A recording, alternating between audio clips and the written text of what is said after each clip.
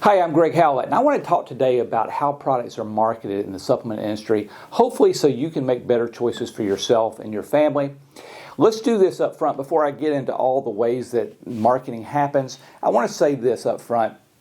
A lot of times in the industry, there's a perception created by the industry in a lot of cases that the supplement industry is the good guys versus the bad guys, the pharma, big pharma.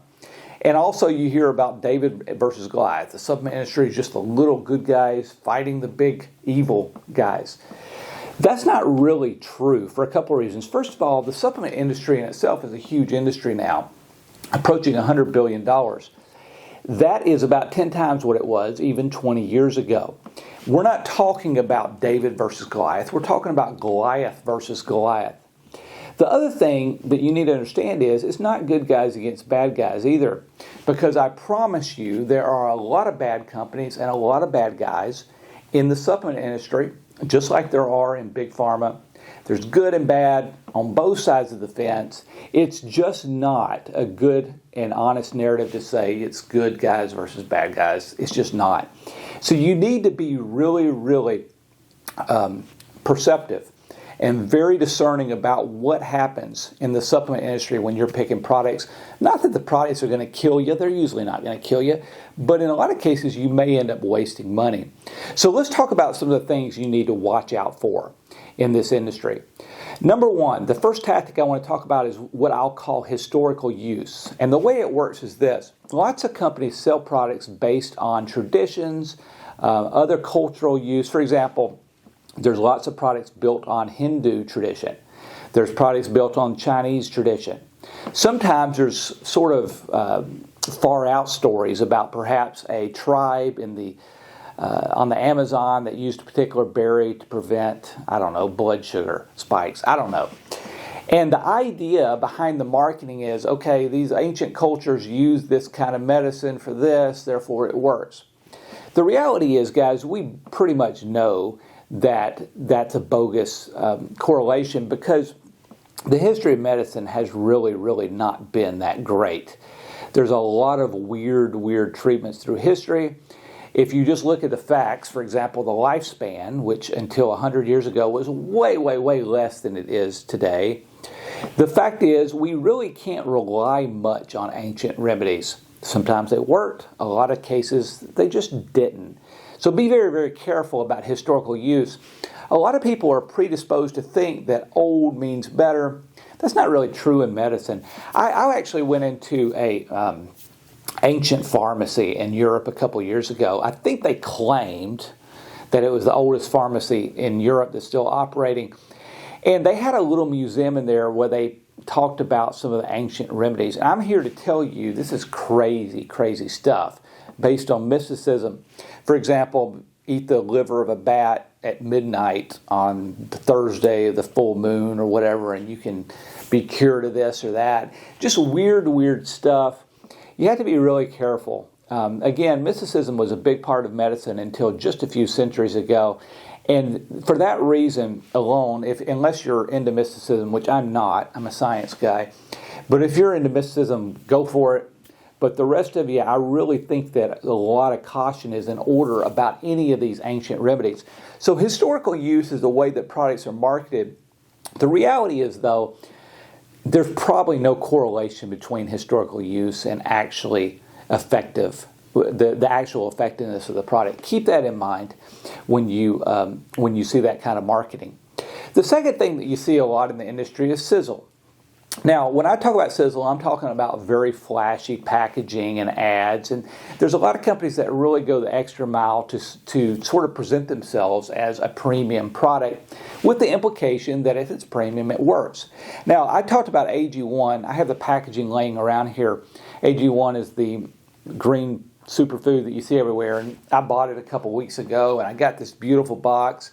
And in a video where I reviewed AG1, I talked about the fact that the packaging and all the goodies in the box actually cost more than the product itself to make. And that is the idea. That's sort of what I'm getting at, the idea of sizzle, selling sizzle.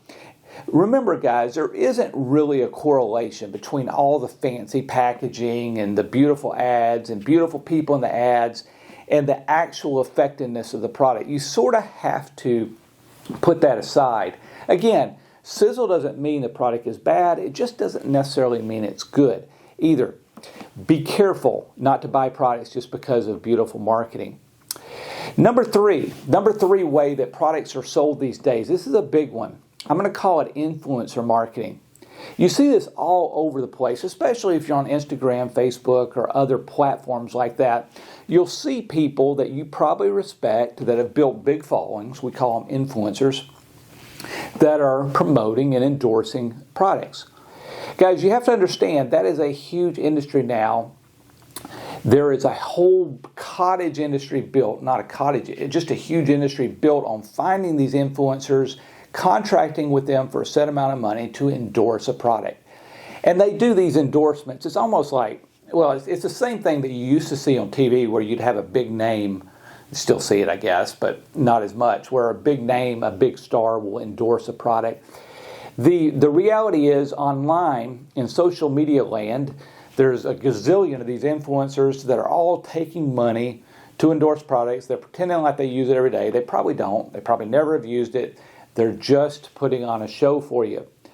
Be very, very wary of any kind of influencer marketing that you see. When you see somebody, a famous person, endorsing a product online, don't assume they've ever used it or will ever use it outside of the one time you see them use it in their little commercial, which doesn't look like a commercial, but it's a commercial anyway. Never, never, never pick products because a big name represents them. Now, here is the last way that I want to talk about that products like this are marketed, and it is the important way, at least to me. I am a science guy. I'm not the science guy. I'm not Bill Nye, the science guy. I'm better looking. But I believe strongly in science. In the end of the day, what matters with products in the supplement industry is the science behind them. What do I mean by that? The science behind products really comes down to the studies that happen on the products themselves and the ingredients in the products.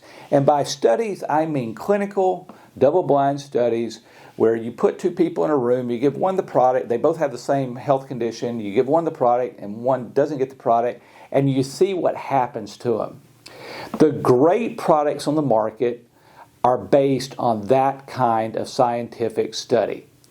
And there are places online where you can research that. I talk a lot about examine.com that rates every ingredient that you find in supplements and gives it a grade versus all the clinical tests that are done on that ingredient.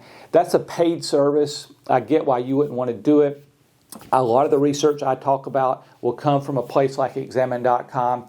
Those are places that really, really, really are intent on, well, Examine doesn't sell anything, but they're really intent on focusing on the science behind the ingredients. And the companies that really, really care about selling with science are going to be using those studies to make really good products that will stand up scientifically. In general, guys, here's what I would say. There's nothing wrong with using historical use, nothing wrong with using influencers to market for you. There's nothing wrong with beautiful packaging. But at the end of the day, what really, really matters when you look at a product is the science. When you read all the marketing materials, get out a highlighter and highlight the historical use, highlight the other things that don't matter, but circle the stuff that really, really does matter and read that again. The stuff that matters is going to be the scientific claims. Remember that. That's how you make good decisions about the supplements that your family takes.